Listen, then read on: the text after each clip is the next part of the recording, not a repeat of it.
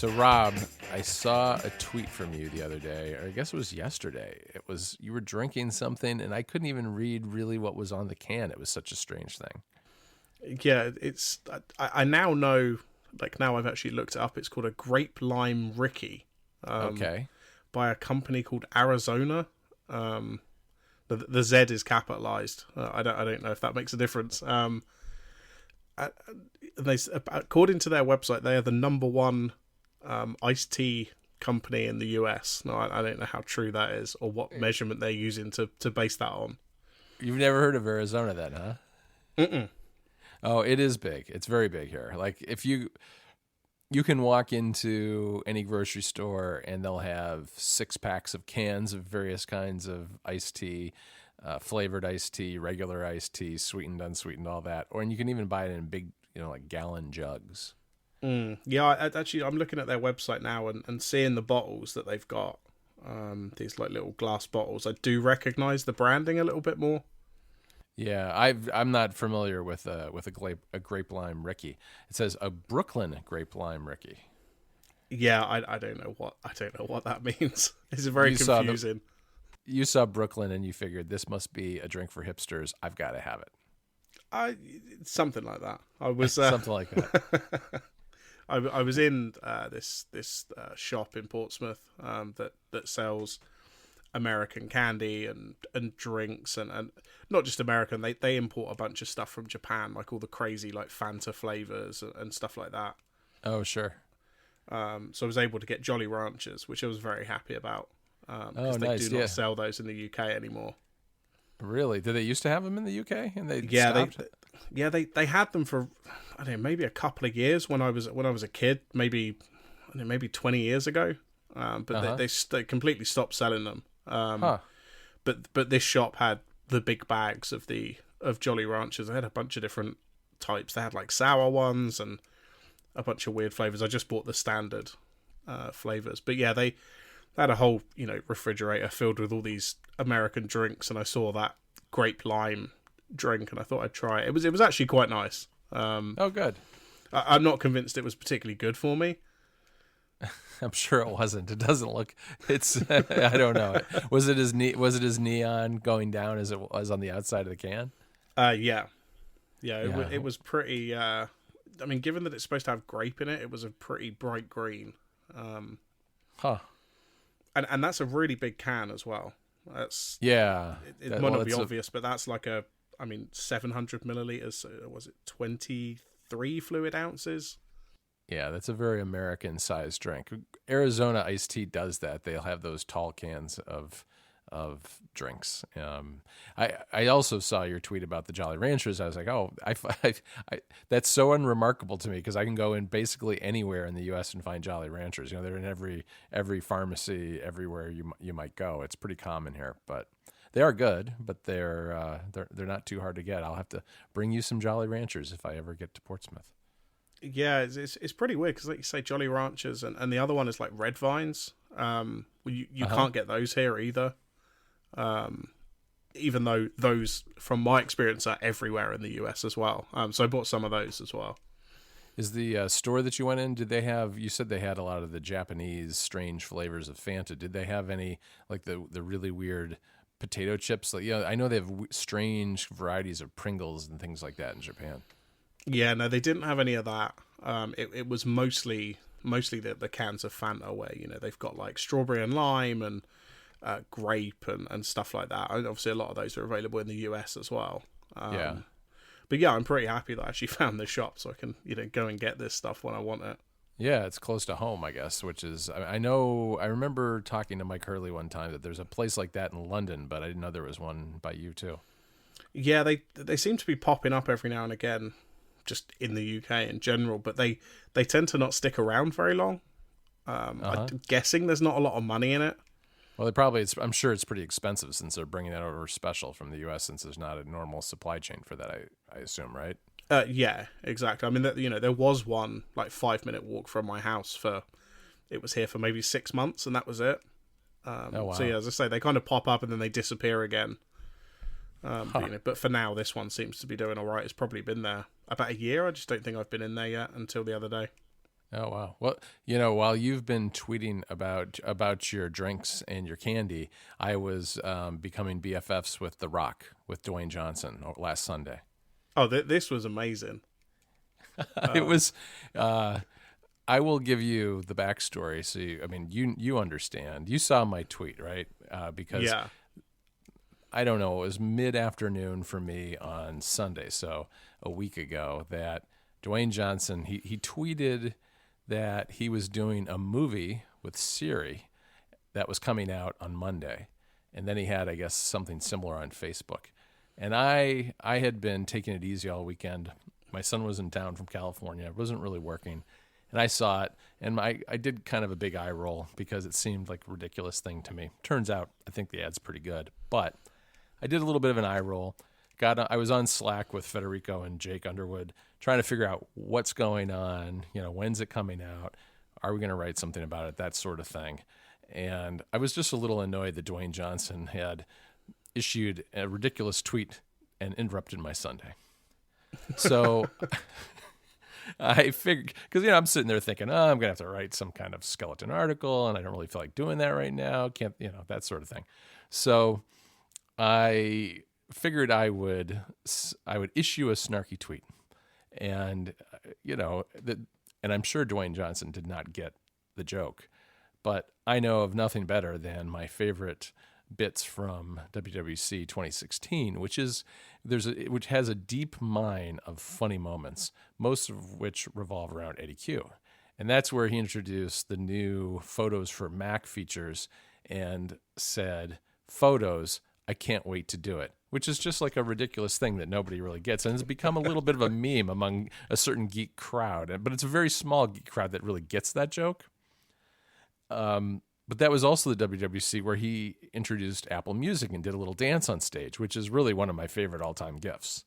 So I put those two, right? So I just put those together, quoted The Rock's tweet, and said, "I can't wait to do it."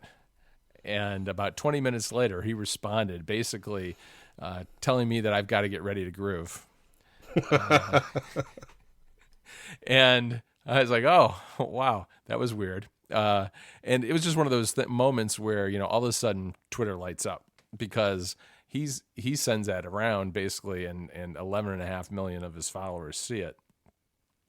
And it caught fire for a while. Fortunately, it was a Sunday afternoon, so not many people are paying that much attention. And a good portion of Europe, I think, was already in bed or not reading Twitter anymore because it was mostly confined to the U.S. until the second wave hit, when everybody in Europe woke up the next morning. But he responded to it, and I, of course, had to respond back to him, too, with a dancing girl emoji, telling him that I was ready to rock. And and that was about it. And it was just one of those weird moments where you don't really expect. I wasn't really responding to him. I was just quoting his tweet. I was mainly sending it out just because it was, I knew like you would get that joke, even though it's a bad joke and it's kind of silly. And a bunch of our other mutual friends would get that joke. But it was, it was for that handful of people who might actually know what that geeky joke meant. And instead I ended up with The Rock responding to me, and that brought in a fair number of Twitter followers, I have to say. Huh.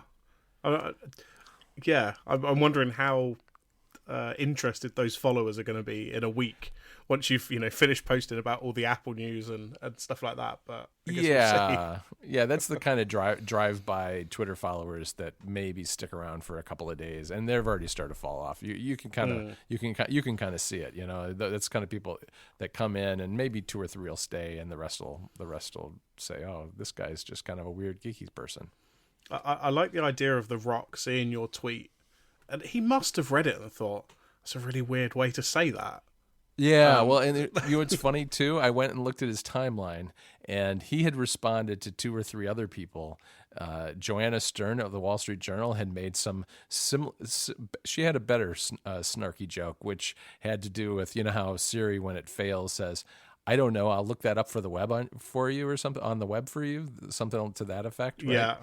And so she had just written that like 3 times in a row, and he responded, "I don't know why you're repeating this over and over, but enjoy them." So it was there were multiple people sending snarky tweets that he did not understand at all, and he responded to a few of them. Yeah, he seems like he's having fun. Yeah, no, it was for fun. him. It was pretty funny, and I of course I told Mike Hurley about it only because he's a big wrestling fan, and he got a kick out of it because I don't particularly care about The Rock one way or the other. I mean, he's fine, but I don't. I'm not a big fan or anything. The funny thing was though that I had watched Fate and Furious 2 days before on Friday night, and by the end of the weekend I was tweeting with The Rock, so that was a little strange. Yeah, that was. I mean, it's funny. You said, I think we spoke about this on Twitter, but I watched. I don't know, the sixth one, maybe? No, the fifth one. Yeah. Fast Five, or probably about the same time you watched Fate of the Furious, if that's what it's called, isn't it? Yeah. Because I guess he's in all of them from the fifth one, I think, or the sixth one. Yeah, it's only the most modern ones. I usually watch those movies. They're okay. I mean, they're you get what you pay for. You don't go in with really high expectations. You see some cool cars, a lot of good chase scenes, and some explosions, that sort of thing. Yeah, I mean, I think the ones I've got cost me I think it was like £12 on iTunes on some promo a while ago, and I got like the first 6 movies. Wow. But they're fun. Yeah, they are. They are. So I heard that you got your MacBook Pro. It came since we last spoke, right? Yeah, it came about 4 days, I think, after the last episode. So I've had it about 10 days now, maybe 2 weeks. Yeah, I guess about 10 days. It's really nice. It's a nice looking laptop. I quite like the keyboard. The keyboard is kind of making me want to buy the new Magic keyboard because it's obviously slightly closer to this than it is for the old keyboard that I've got. Right. Have you had any problems with the keys sticking? Not yet. I've heard that. There's been some talk that they have slightly modified them to make them not do that. So you might just be lucky. Like mine was the original batch, I think, and I had a problem with that for a while. And I think one of the reasons I haven't had as much problem with it lately is that I've been using it in clamshell mode a lot more. But it's not been a huge problem for me. I've had it happen 2 or 3 times where it's been annoying, but I've kind of figured out how to loosen them up again. Yeah, hopefully I won't have that problem. The USB-C situation has been fine, in all honesty. Like, I especially at work, like I've just switched out all my mini DisplayPort dongles for USB-C dongles. Right. I'm down to 2 things I have to plug in rather than 4 every day, which is, that's obviously better. Everything seems to be working fine, so I'm pretty happy. I don't really care that much about the USB-C. And then I just bought, a couple of little mini adapters for at home for the, like I've got the microphone plugged in right now. Right. Yeah, I could probably use another USB-A adapter because I was like yesterday, for instance, I was doing a super duper backup of my hard drive, and I was using just a smaller portable drive that's not very fast. So it was taking kind of a while, and I wanted to plug in the microphone to do some recording, and I couldn't unless I interrupted the backup, so I had to wait. Yeah, it's it's fine. I can understand people's anger, like especially about the SD card slot. That is still kind of annoying because I do use the SD card slot regularly enough that I felt like I should just buy an adapter straight away, which I have. Yeah, but other than that, it's a nice laptop. The speakers are amazing. Yeah, they are, and it's light, it's small. It doesn't even when the fans start going, they're pretty quiet fans, and they don't get going that often. I mean, I have to really push the machine to start, creating some heat that requires the fans. It's pretty quiet overall. Yeah, definitely. I mean, obviously, I've jumped from a 13 to a 15 as well. So the size difference was a bit of a shock, but I've kind of got used to that now. Yeah, I'm doing the 13, and I mean, I've said it before, but it's really not much heavier than my iPad Pro 12.9 inch plus the smart cover, so I'm pretty happy with it in terms of the size and weight. What do you think of the touch bar? Because I know I don't use it much. I've yet to see a single useful thing on it. Right. Maybe this is because I use a lot of keyboard shortcuts. Like I know all the keyboard shortcuts for the apps that I use all the time, like Chrome and Sublime Text and apps like that. I think that's a big part of it. I think it really is. Yeah, like I'm looking at Chrome because Chrome just updated with touch bar support. And I'm looking and it has basically just the buttons that are on the toolbar. So it's got back and forward, refresh. There's a big button to basically put the focus on the toolbar, like the address bar. Right. And then there's a bookmark button, and I'm going to press this one now and see what it does. Oh, that opens a new tab. I'm not sure why I'd want that. Yeah. So it's kind of fine, but it doesn't really add anything. Like I say, I think it's probably more for people who don't use keyboard shortcuts, but like none of that is useful to me. Yeah, I think it's good. I think it's useful if you don't use keyboard shortcuts and you don't touch type, so that you are actually looking at the keyboard periodically as you type. Because I do touch type, so I really never look at my keyboard, so I never really see the touch bar. I'm always just looking at the screen. I don't look down very much, and that limits its utility as well. Though I do like the having the Touch ID up there. That's pretty nice. Yeah, Touch ID is nice. I'm still convinced for actually logging in, like when the laptop's gone to sleep, I could type my password quicker than it will register my fingerprint. But being able to do like 1Password and, when it prompts you for your system password and stuff like that, like that's so useful. I mean, especially now I've switched to, I think we spoke about this last episode, 1Password for families, which requires me to have a very long secure password. So Touch ID obviously makes that a lot quicker to just be able to press my finger rather than having to type out the long password every time. Yeah, it's nice too once you find a website that actually takes Apple Pay. It's still not that prevalent, but when you do, it's pretty nice to be able to pay that way as well. That would require me to use Safari, which yes, I don't do. Yeah, no, it would. The one thing that drives me a little nuts is that now that I use my laptop in clamshell mode, sometimes is it will ask me, it doesn't know that the lid is closed, and it'll ask me to use Touch ID to unlock the screen or unlock something, and I wish it could swap over through continuity or something, swap over to my phone or something, which is usually with me. You know what I mean? Yeah, that would be pretty useful. Yeah. But, it's good overall, and it sounds like it's going pretty well for you. You're using it at work and at home, right? Yeah.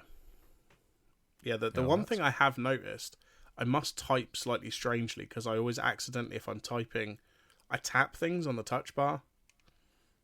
Yeah. So I'll accidentally tap, like, brightness or play pause button or something like that. So I'm not really sure how I type, because, I don't properly touch type, but I don't look at the keyboard very often when I'm typing. So I'm obviously doing something with some of my fingers that maybe I shouldn't be doing. Yeah, I've found that I have a bad tendency of grazing the Siri button when I'm using delete. Right. And that's annoying because then it opens and it doesn't close unless you hit escape or the little X. Right. I think I must have turned that off because I don't see the Siri button on mine. But I think I probably just turned that off in the settings. Yeah, it's way to the right over by the Touch ID usually, just above the delete key. Yeah, I must have turned that off because I don't have that. Yeah. So, anything else about the MacBook Pro? No, not really. I mean, it's a MacBook. It's, the hardware is nice. The keyboard's fine. I've got used to it. Touch bar, whatever. I could take it or leave it. But yeah, I mean, I'm pretty happy with it. And obviously, it's a lot faster than my old one. So, right, nice screen. Definitely nice screen. Oh yeah, definitely.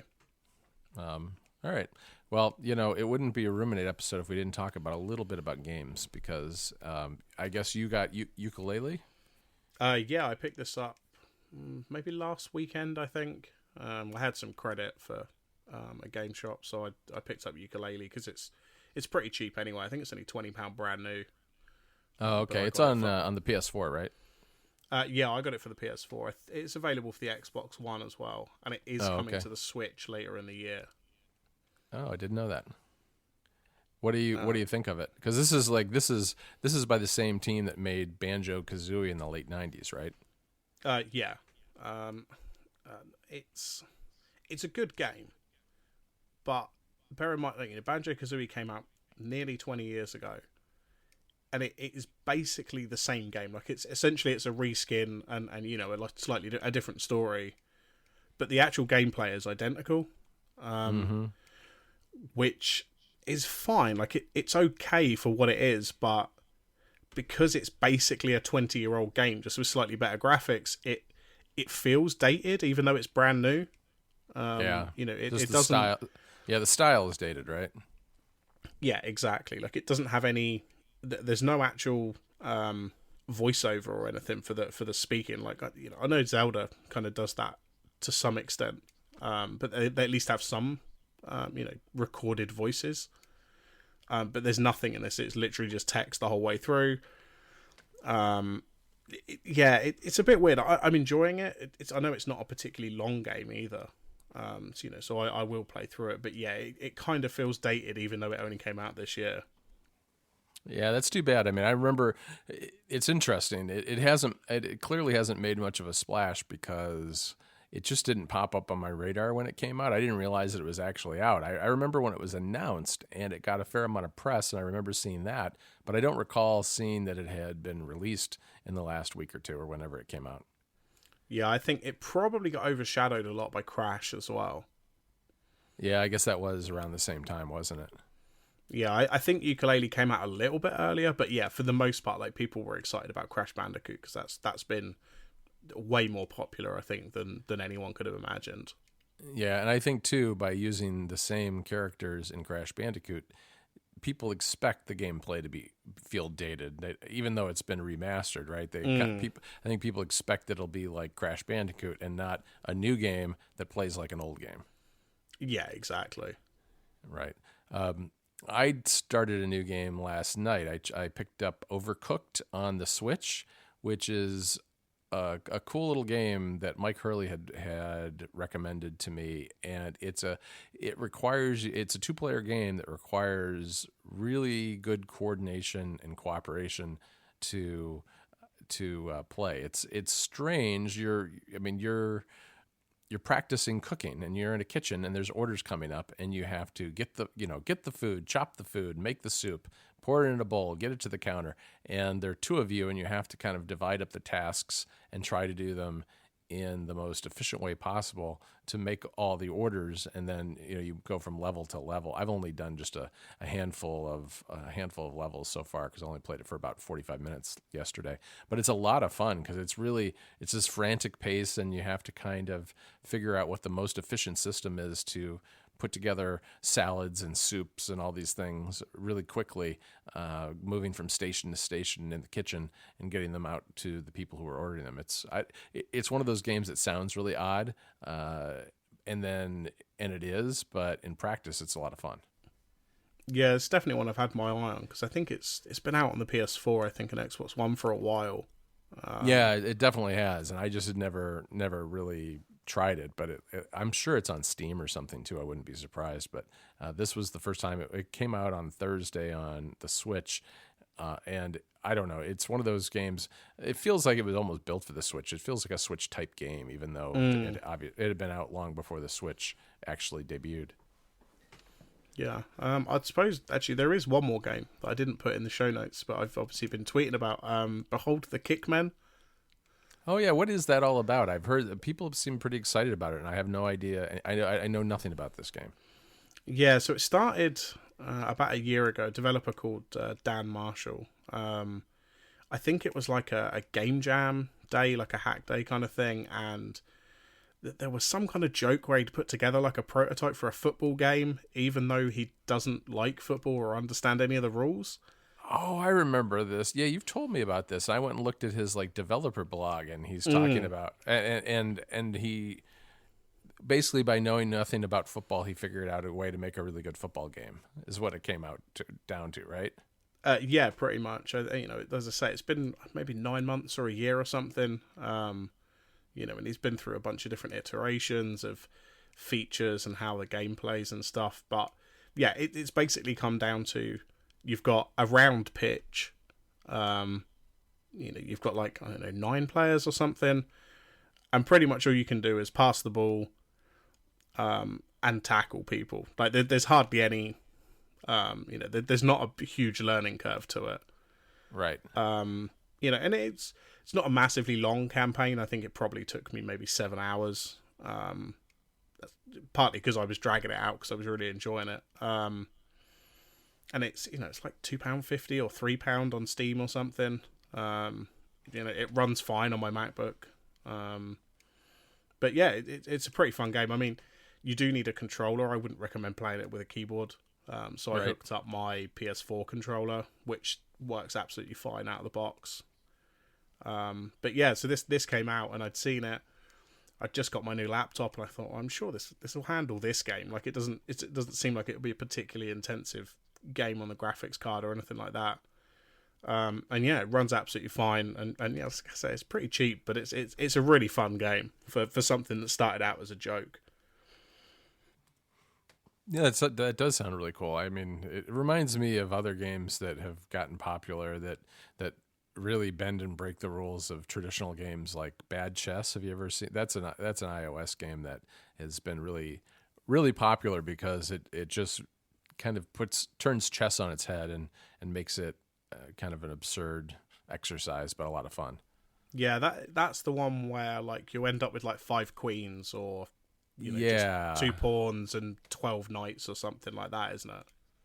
Right, something like that. It's pretty interesting. I haven't played it a lot, but it's definitely got a big following among iOS users.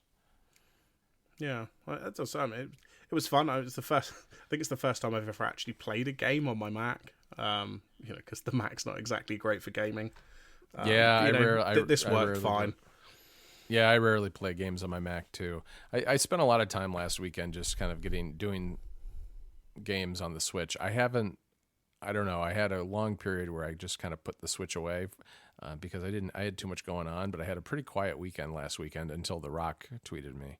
And so I was playing Mario Kart 8 and Splatoon 2, awesome game, and Zelda. So Breath of the Wild I've kind of gotten back into, which has been a lot of fun, but I'm still like a tiny fraction through the game. I really like that game just to, I don't know, meander around and explore. I'm not ever in a hurry to do any of the quests. I do them as I come across them, and I just take my time working my way through the game. Yeah, I mean, I think that's kind of how it's designed as well. They want you to just kind of wander around and explore and find stuff as you go. Because, if you jump around from, each quest, you will not be strong enough or won't have the right weapons and stuff like that. So it's it's kind of, I think that's how they expecting you to play it as well. Yeah, it is almost designed to slow you down because you're right. I mean, you'll run out of weapons and you'll get somewhere and there's be no way you're going to defeat some enemy unless you spend some time poking around and finding stuff on the ground and things just hidden here and there. So that's kind of cool. The Splatoon, the only thing I'm disappointed about in Splatoon is that it's not really easy to play with your friends. It's one of those, it's online. You can play with just random people online, but if you listen to the most recent remaster that Mike Hurley talks about a little bit, you have to basically level yourself up and accomplish certain things before you can do, I forget what the mode is called, but it's a mode that you can do to play with, you can actually do matchmaking amongst your friends on the Switch. Yeah, it's pretty weird, but oh well. Yeah, it's the usual. They're not very good at Nintendo's not very good at online stuff, and that app that they made that for the chatting is really bad. Yeah. It's a horrible app. I mean, the connection is dropped if you close the app. It doesn't even use any of the modern background APIs and you look at it and it's a confusing mess when you open up the app. It's like, what am I supposed to do here? And I guess that's because you have to start on the Switch and you open a lobby and then it'll show in the app that you've got a lobby open, and then so you start from the Switch and then you go to the app, not the other way around. Which I guess makes sense, but the whole thing, because they're so independent of each other, they're very hard. It's very hard to follow what exactly you're supposed to do, and it doesn't really have any instructions in the iOS app itself. Yeah.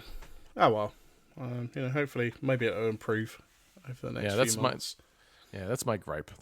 But we'll hopefully that online stuff will improve, because I am looking forward to that service, because they're going to have some of the old games on there, and I'd like to play some classic games on my Switch. Yeah, me too. Cool.